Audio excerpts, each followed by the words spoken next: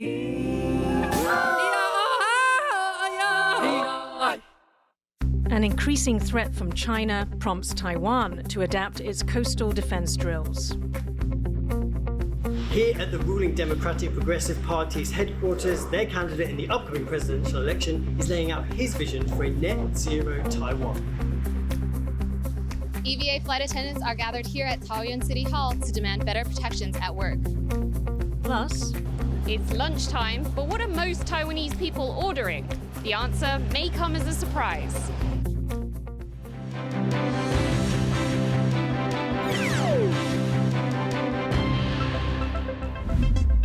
a warm welcome to Taiwan Plus News. I'm Ian Kavat.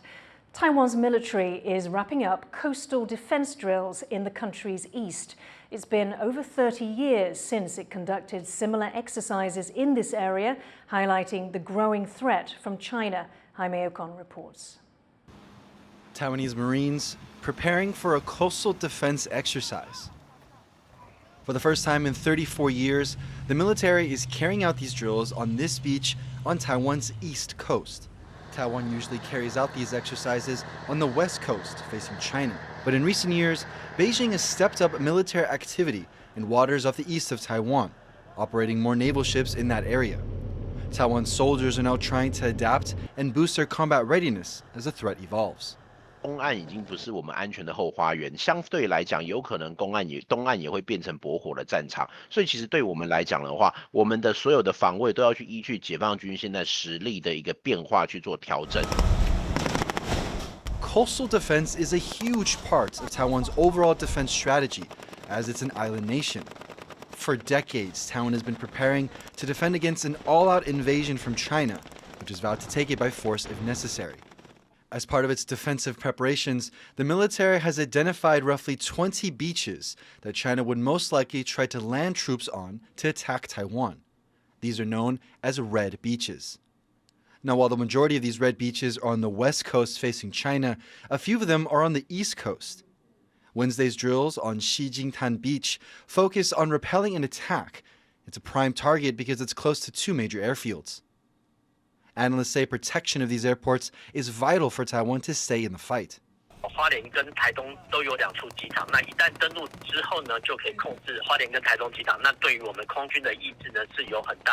Taiwan conducts multiple coastal defense exercises every year across the country.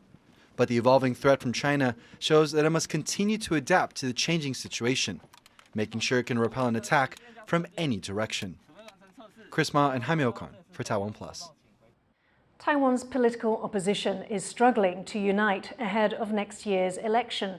3 opposition figures want to be president, and as John Van Trieste reports, a possible alliance between 2 of them shows signs of falling apart. With just under 3 months until Taiwan's presidential election, the three-way rift in the opposition isn't healing. Candidates Xiaoliuqiu and Ko Wen-je have both shown up here at the Global Views Leaders Forum in Taipei. But despite talk of an alliance between them, they went on stage separately. And instead of talking to one another, they talked about one another. 想跟大家说一句话，希望每一个人都是利中华民国，不要利个人。Take it easy. For a joint ticket to work, one will have to drop out of the race and run as vice president. Neither can agree how to pick who that should be. And it's not just these two vying for power. The wild card in this campaign is electronics tycoon Terry Guo. If he gets enough signatures to get on the ballot, he'll be yet another opposition candidate. And a fresh poll from news site New Talk shows that with him in the mix, the opposition would be too split to win, handing the ruling DPP another term. Xiaoliuqiu and Ko Wen-je haven't completely given up on an alliance. 我跟柯市长的整个沟通，我相信管道都是非常畅通的。其实要见面不是不可以，回去考虑看看。But there are signs a different alliance could be forming instead. Ko Wen-je sent Terry Guo a bouquet on his birthday. 我跟柯主席一直是很熟识的老朋友。It's unclear if this is an overture or just a friendly gesture. But if the polls are right, Taiwan's divided opposition has little time to work out some kind of alliance if it wants victory in 2024. Joseph Wu and John Van Trieste for Taiwan Plus. Also in local politics, leading presidential candidate of the Democratic Progressive Party, Chinga, explained his plans to reach net zero carbon emissions by 2050. Rick Lout has this report. Here at the ruling Democratic Progressive Party's headquarters in the capital Taipei, their candidate in the upcoming presidential elections is laying out his vision for a net zero carbon emissions Taiwan. All of the major candidates in the upcoming elections agree on a net zero by 2050 target. What they differ on is how to achieve that. Unlike his rivals, Lai has committed to phasing out nuclear energy in Taiwan. He wants to develop new forms of green energy and introduce a carbon pricing system to bring emissions down. 我们现在的绿能是以太阳能发电跟风力发电为主，未来我们势必要增加其他能源项目的开发，包括氢能源、地热能源、生质能源，还有海洋能源。 Taiwan currently relies on coal, gas and oil imports for the majority of its energy production. It's a security concern as well as an environmental problem. Lai now has to convince voters that his method of weaning Taiwan off fossil fuels and reducing carbon emissions is the way forward for Taiwan. Karma Xu and Rick Lout in Taipei for TaiwanPlus. Taiwan's education minister has rejected accusations of bringing politics into the country's schools. The accusations concern a teacher training workshop organised by the central government's Ill-Gotten Party Asset Settlement Committee. The committee was set up to investigate assets acquired by the now opposition Kuomintang when it ruled Taiwan under martial law. A national teachers' union said the workshop represented bringing partisan politics into schools. The education minister said the session was part of normal training for teachers on human rights issues and that participation was voluntary. 议题的分享、讨论、反思，这个其实是108课纲在社会领域教学很核心的专业素养。 Taiwanese chip-making giant TSMC is reporting a net profit loss of almost 25% for its third quarter, beating market expectations. The company says July to September profits fell by over $2 billion from the same period last year. Analysts say the losses are due to low demand for consumer electronics after the pandemic. But the better-than-expected results are raising hopes that the global semiconductor industry is on track for a slow recovery, with chips used in iPhones fueling that push. Flight attendants have gathered at Taoyuan City Hall to demand protections from their employers. Tiffany Wong was there.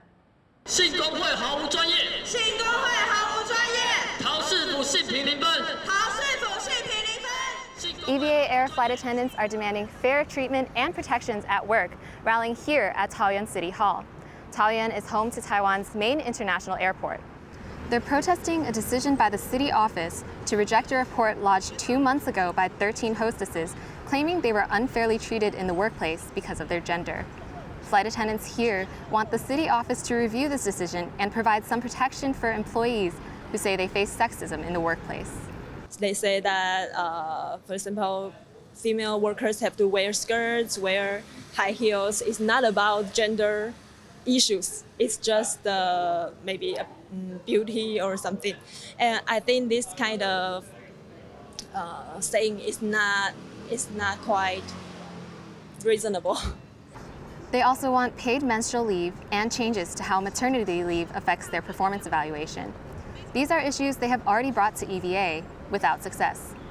Aircrew protested here earlier this month against a newly introduced boarding card that staff had to give to passengers at the end of a flight. Flight attendants must personally sign the cards for business class passengers, which read poems like, "Let's meet on a day when there are no clouds in the sky. What I must get is your most recent picture." They said this has led to increased harassment and repeated incidents where passengers take the signed card as an invitation to flirt with the attendants. They called for EVA Air to retract the cards, but the airline refused. Now the Taoyuan Flight Attendants Union says its members won't sign the cards, but fear their jobs may be at stake. Devin Tsai, Rosie Greninger, and Tiffany Wong in Taoyuan for TaiwanPlus. Now, for the first time, meat eating has overtaken grains in the typical Taiwanese diet. Sally Jensen finds out why. A vegetarian's paradise, no more. Taiwan used to have the world's third highest rate of vegetarianism, thanks to a long tradition of Buddhism and Taoism. 1 in 10 people here used to not eat meat.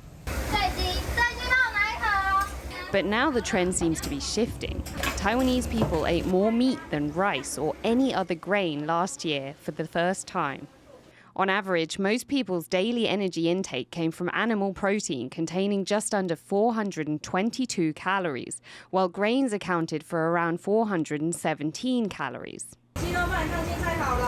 Chicken saw the biggest leap, dethroning pork as Taiwan's favorite meat. 我们鸡腿好像几乎早上都会被订光，所以是限量的。对，然后蛮多人晚上来的时候都买不到。因为肉很好吃，猪肉、鸡肉吧，一直都是这样吃。应该大部分，但是我自己是全部都喜欢吃。对，我没有挑食，所以我觉得要有肉跟菜，我那一餐才会比较刚好这样。 Taiwan's Department of Animal Industry says the increase is because of a growth in gym culture. 就是因为平常都有在吃鸡肉或鱼肉，然后也是尽量在运动之后就是多补充蛋白质，这样子。然后但是纤维或水果就也会跟着一起。 But there is concern that a growth in meat consumption may contribute to widespread health problems. 红肉的话，它容易造成我们的就是心血管疾病的一个风险上升。 Higher meat consumption also contributes to the climate crisis, with animal agriculture being the second major source of greenhouse gas emissions. 气候变迁也是变成一个很及时，我们马上要面对的问题，大家都可以贡献。那个贡献就是你要从这个蔬食的多选择蔬食开始。 For a country whose staple diet has long been grains and veggies, the rise in meat consumption may come as a surprise. But with more young Taiwanese people exploring modern global lifestyles, Taiwan's long-standing vegetarianism may become a relic of the past. Howard Zhang and Sally Jensen in Taipei for TaiwanPlus. Coming up after the break, we meet the impressive people risking their lives to keep Taiwan's trees in good health.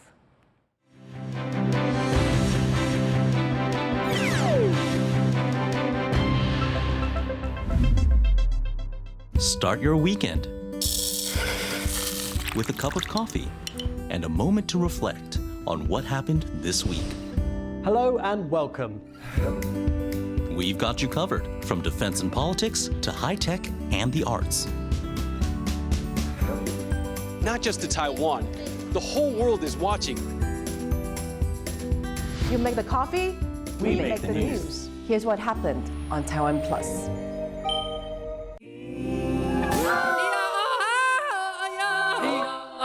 I'm Joyson in Bangkok, Thailand, and you're watching TaiwanPlus News, a voice of freedom in Asia.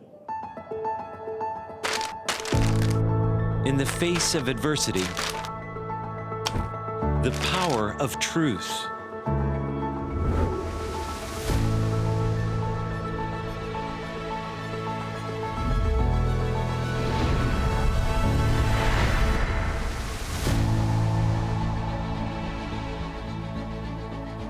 A roadmap for a just and open world.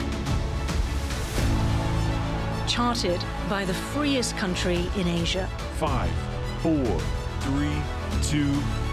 A warm welcome to TaiwanPlus News. I'm Yin Kavat. Taiwanese semiconductor giant TSMC. Public buses to be electric by 2030. A mission that begins with listening.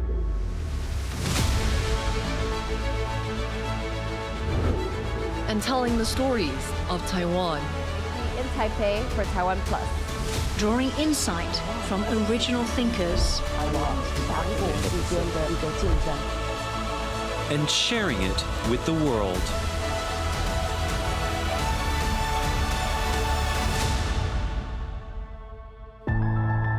TaiwanPlus News, a voice of freedom in Asia.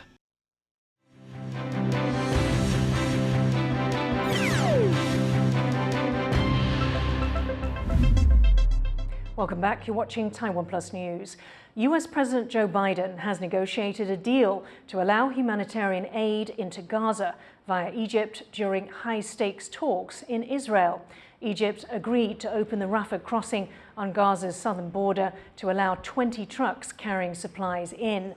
But the US vetoed a United Nations Security Council resolution calling for a pause to fighting to allow aid into Gaza.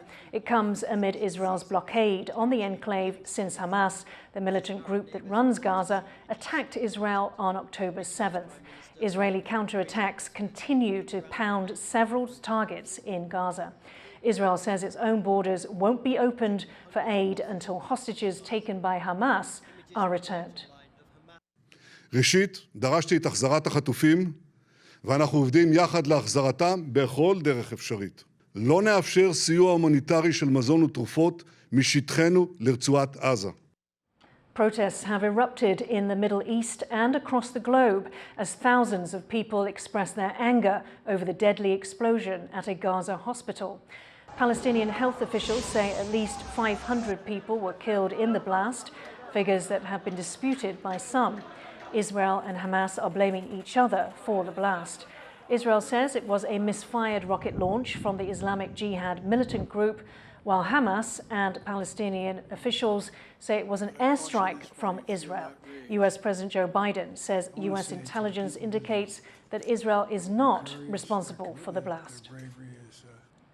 Russia's Foreign Minister Sergei Lavrov says his country values North Korea's support of the war in Ukraine. Sergei Lavrov spoke during a two-day visit to Pyongyang. He also pledged Russia's complete support for North Korean leader Kim Jong-un.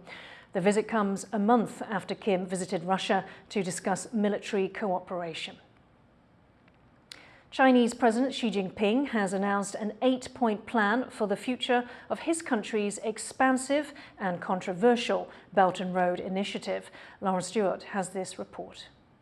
China is announcing a new focus for its expansive Belt and Road Initiative. Leaders from more than 140 countries joined China's Xi Jinping in Beijing for the third Belt and Road Forum.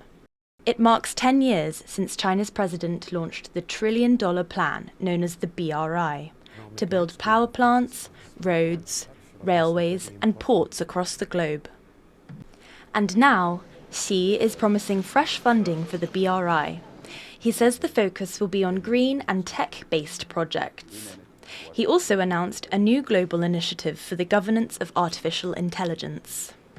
中方将持续深化绿色基建、绿色能源、绿色交通等领域合作，加大对“一带一路”绿色发展国际联盟的支持。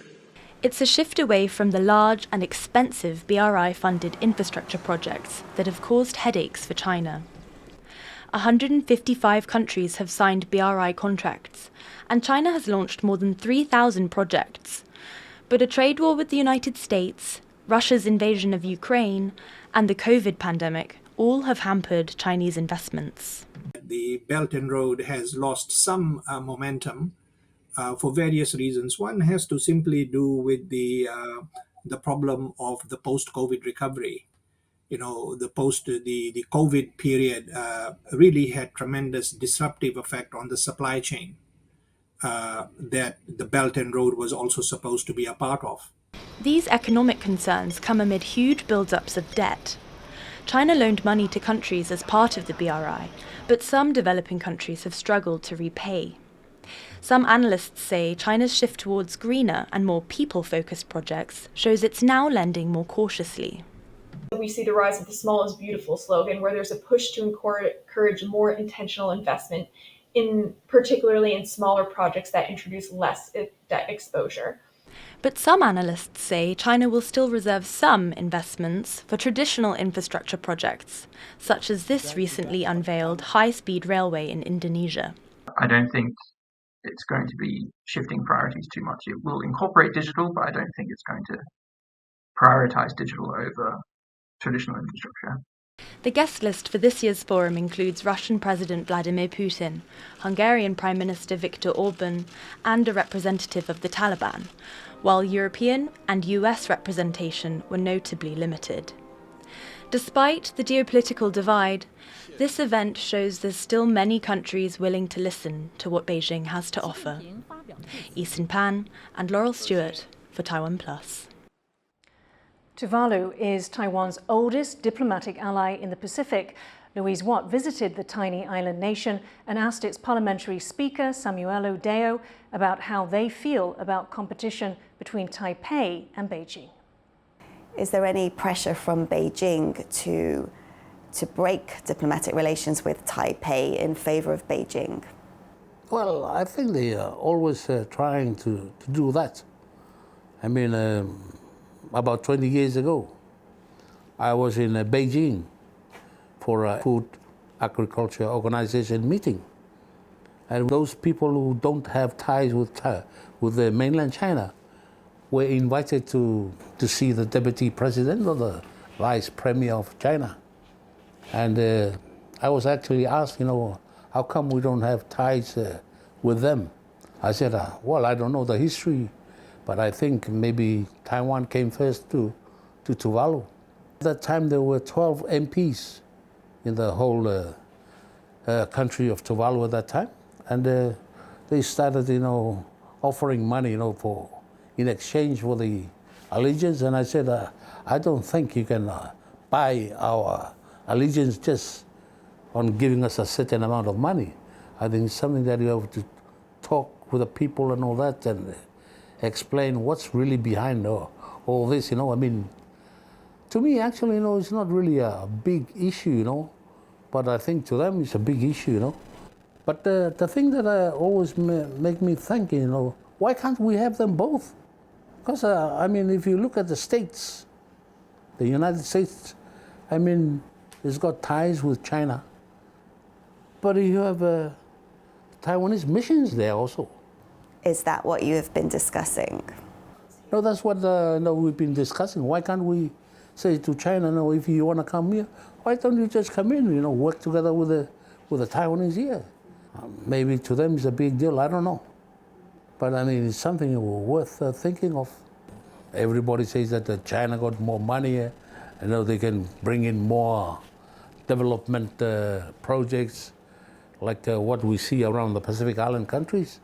I mean, just a couple of weeks ago, we were in the Solomon Islands, and I think they just built a sporting complex there for a couple of $100 million.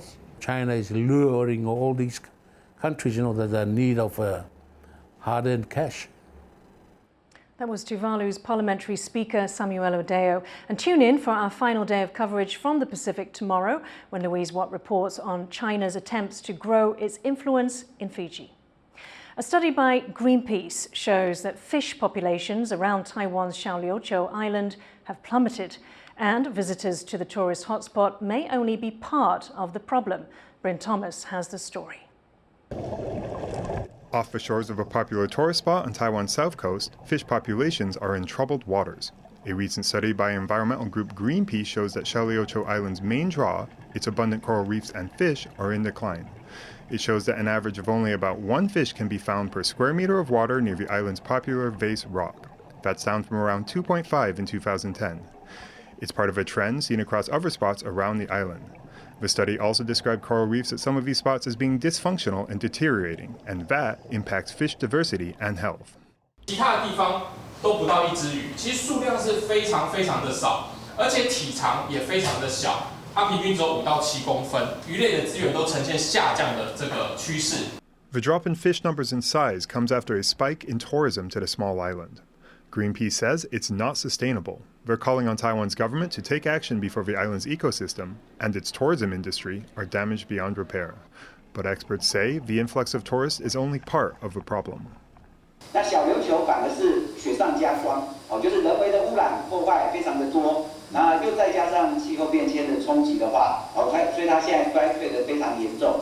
The combination of booming tourism and the worsening climate crisis have thrown Xiaoliuqiu's coastal ecosystem into dire straits.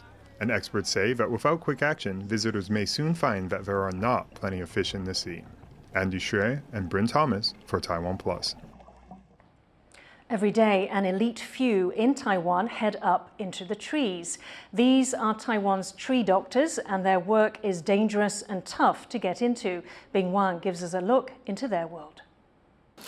Hard hat on and all harnessed up, Liao Weijian begins his ascent. It's a 30-meter climb, around 3 stories, and Liao has to do it while carrying heavy packs of tools. Liao is one of 40 certified tree doctors working in Taiwan. He's been doing this job for a decade, checking tree health, clearing pests, and cutting branches. 攀树工作最危险的一个伤害，最主要都还是树木的病虫害的东西啊，就是可能有被蜜蜂叮啊，就算我们很有经验的人，可能有时候就是会突然之间会有一只蜜蜂跑过来。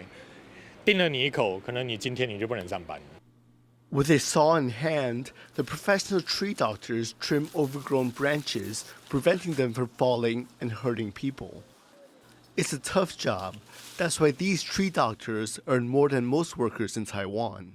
如果是有一些比较困难的移除案啊，可能会到1万到2万之间，一天都会有。 Becoming a professional tree doctor is a tall order. To get certified, hopefuls must earn a degree in forestry, undergo first aid training, and pass a written and practical exam and be able to climb a 12-meter tree in 30 minutes. With such strict requirements, it's no wonder few people have what it takes to climb to their heights. Patrick Chen and Bing Wang for TaiwanPlus. Thank you for watching TaiwanPlus News. Remember to download the TaiwanPlus app for more stories from Taiwan and around the world. I'm Louise Watt. Take care and see you next time.